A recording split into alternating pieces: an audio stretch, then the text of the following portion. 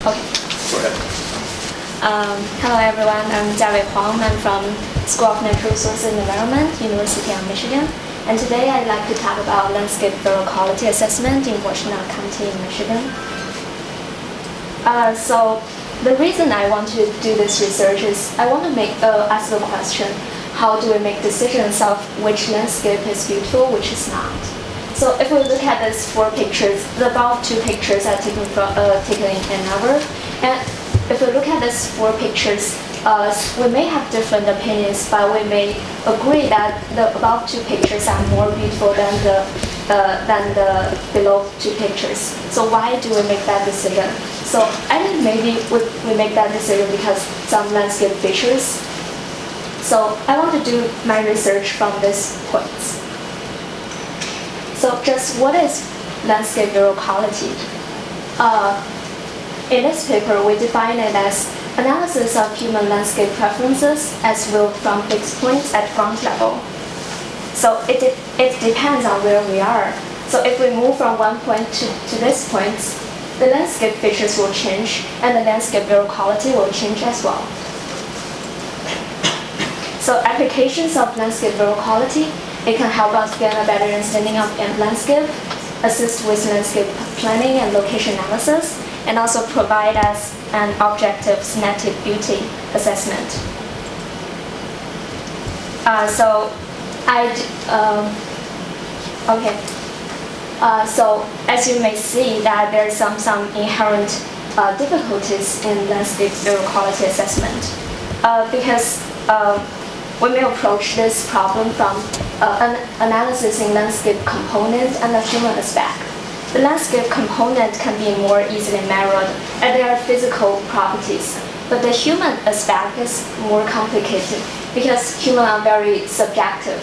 Humans consider the landscape not just as a neutral space, but as a part of their own perception space.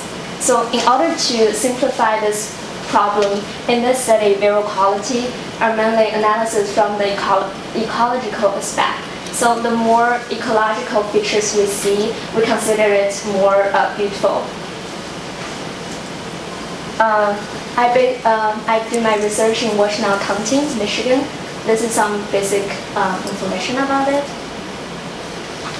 Before I jump into my research, I did some background research. So as a very interdisciplinary area, the study in this area started not very long ago. And back in 1990s, Bishop and House mapped visual quality based on key features within viewshed and used regression analysis. And Wu addressed this problem by developing formula to generate landscape visual quality for selected viewpoints. Then they calculate some visual quality score for some points, and then they use special interpolation to calculate other points in the map across the study area. And then some newer research methods such as game engine and artificial intelligence such as fuzzy logic has also been incorporated in this area. This is my method. My method can be roughly divided into 4 stages. The data preparation, I mainly identify key landscape features. And then in stage 2, I did a suitability analysis to generate a landscape quality map. And then in stage 3, I focus on my research on viewshed quality. And then the stage 4, visual quality score calculation. Now I will go a little more detail about my research method. First, I select 5 layers to do my research. Ideally, all landscape features should be considered in our research, such as shrubs, trees, buildings, streets, the things. But some of these landscape features have counteract each other, and some of them have neutral effect on landscape quality. So in the end, we just select 5 features, and the first of them is park. We think that the larger the park area, the more positive impact it will have on visual quality. So I did the classification based on area to park layer, forest layer, and water layer. So I will classify them to 5 classes, and I did this step to park, forest, and water layers. And then this road. Road is a little bit different because we don't consider it has an aerial. We just consider it has different ranks, such as a small trail will have very different impact as opposed to a large highway. So we did the classification based on rank. And then there's the industrial area. The larger the industrial area is, the more negative impact it has on build quality. So we use an inverse value. So as you can see, I give the smaller industrial area the highest points in this analysis. And then I weighted overlay them together, give them different weights, and got this map. The highest points I got in this map is 3.75. Ideally it would be 5, but I didn't get 5 because no place in Washtenaw County can get high score in every 5 layers. And then I kind of zoom in to focus my research on viewshed. So my research is based on viewshed because as I mentioned before, some like buildings, trees will block the landscape features that are behind them. So I want to make sure that I analyze the landscape features that I can exactly see in my viewshed. So viewshed is like searchlight rotating on a viewer location. So in the map below, the red area is the area we can see from that. Suppose we have a person here from the person's view, and the gray area is the area we can see. Above is a viewshed. So I basically generate 20 viewpoints, and then I created 20 viewsheds for the viewpoints. This is just one viewpoint and one viewshed, and then I consider the distance, because even in each viewshed, the closer object will have more impact on the view quality than the distant object. So I divided my viewshed into three rings, because human can typically see buildings from 8 kilometers away. So the largest distance I consider is 8 kilometers, and then I divide them into this according to distance. With 8,000 feet, 16,000 feet, 24,000 feet from the central points. Let's take a look at the inner rings. So this is the inner rings from this picture. So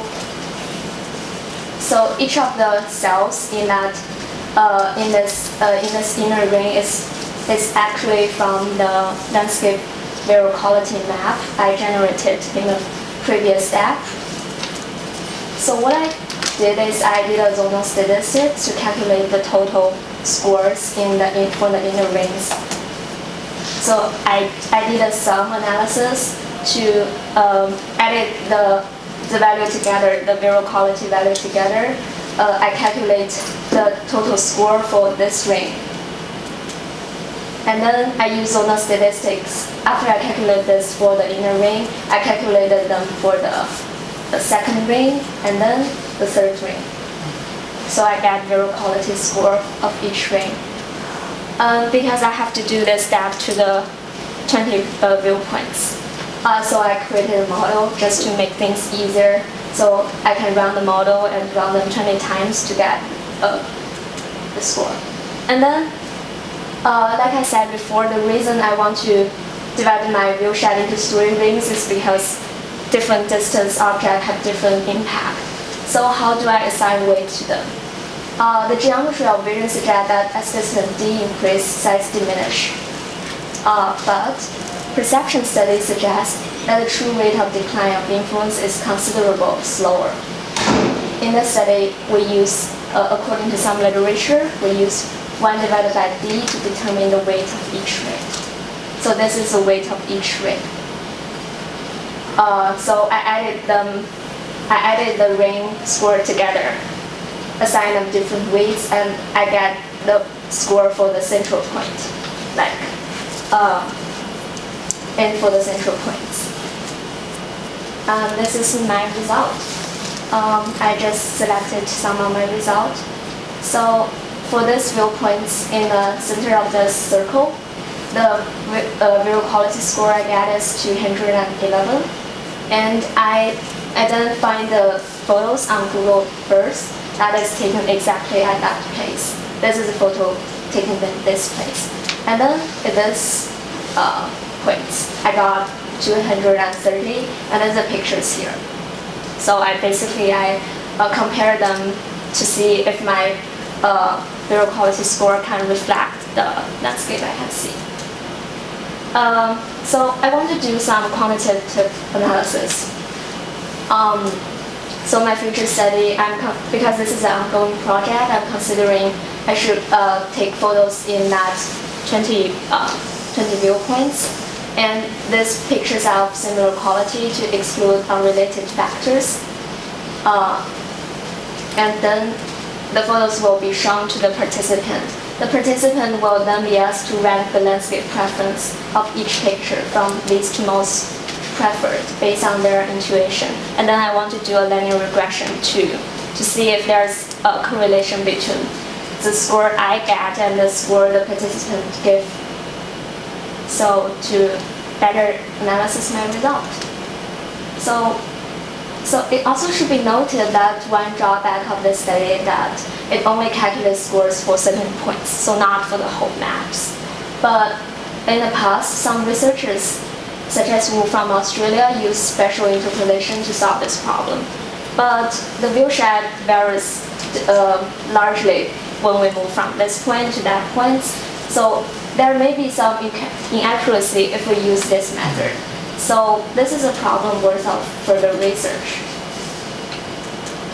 So these are my references when I made the slides. And now I will open up to questions. Thank you. Field, often it's very hard to see more than maybe a kilometer or a mile away from where we are, often a lot less than that. Have you been struck by how large sometimes the viewsheds you calculate in your work are? So I use digital elevation model to generate viewsheds. And then I use vegetation and building to modify that vegetation and elevation model. Because I cannot not consider the buildings and trees because they can block my view set too. So I use that to sort of modify that. Well, it's a very nice presentation. Just curious, it seems like from time to time, because of extreme weather events or just vegetation dying back, that you might have to recalculate the value that's assigned to each viewpoint. How often do you think you would have to rerun that analysis because a tree fell down or a building was built where there used to be a woodlot? I haven't considered that questions honestly, but I think that not happens very often, I suppose. So maybe it's not like every year there's many buildings have torn down. So I maybe want to update my result like 2 or 3 years, I guess. 2 or 3 years. Thank you. Did you do any different analysis on height of your vantage point? Sorry? Did the height of your vantage point where you're viewing the view sheds at, changing the elevation of that vantage point? Could you repeat that? Your view shed's going to change with your vantage point elevation. So you might see more from ground level as opposed to eye level of a typical heighted person. Mm-hmm. Yeah. Yeah. I guess I just use the general height of human to calculate my view shed.